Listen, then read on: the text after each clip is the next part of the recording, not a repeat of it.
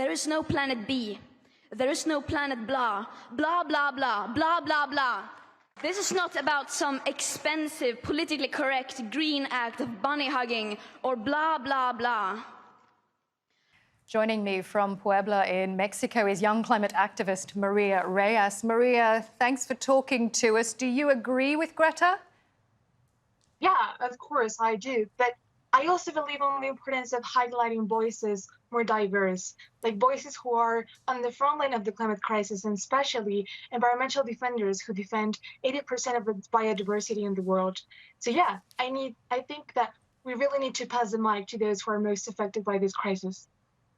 So you live in one of the areas most affected by the climate emergency. Just tell us what the situation is like where you are. Yeah, sure. There are many climate impacts hitting Mexico and Latin America right now, but I would say that water scarcity, heat waves, hurricanes, air pollution, disasters caused by the fossil fuels industry, and threats to environmental defenders are the worst issues. And you can find this all over the country, but especially in the most vulnerable areas. I live in Puebla, as you said, in the center of the country, which is next to Mexico City. And I have experienced water scarcity since I'm 6 years old.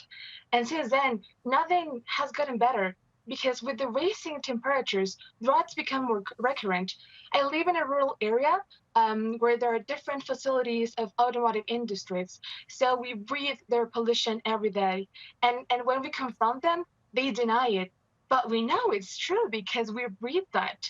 At the same time, Mexico is one of the most dangerous countries to defend the environment. Just today, they found the bodies of 5 environmental defenders who defend the water in the north of Mexico. So that's the climate crisis here.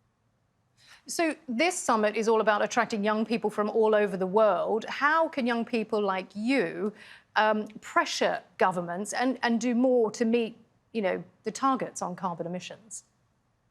Yeah, we need to remember that the United Nations and the COP26 presidency are using the summits just to youth wash their climate negotiations.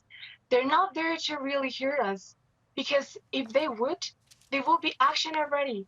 We're not seeing more than empty promises. So that's the first thing we need to do. We need to remind that we are here to put pressure on them, because they're not hearing to us. They're not hearing to the science. They're not hearing to the most affected peoples and areas. So that's the first thing.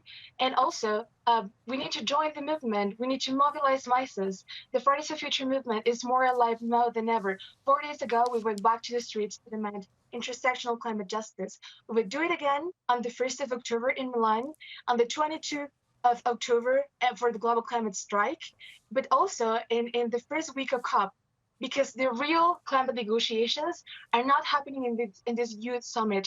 Will happen at the Conference of Parties, and we'll be there to remind them that they cannot have those climate negotiations without us there, because their decisions impact us more. We've been covering this latest report that suggests that there is rising anxiety among young people over the climate crisis. Are you hopeful for the future, or have you lost hope? Of course that I'm hopeful, otherwise I wouldn't be here. But what gives me hope, it's the people. It's indigenous defenders. It's those communities who fight every day to defend the environment. What gives me hope is the youth climate movement that mobilizes all over the world to demand intersectional climate justice. Power lies with the people. We need the power to the people. We need to remind politicians that they're there thanks to us. So they owe us so much for our present and our future. Maria Reyes, speaking to you gives me hope too. Thank you for talking to us here at TRT World. Appreciate it.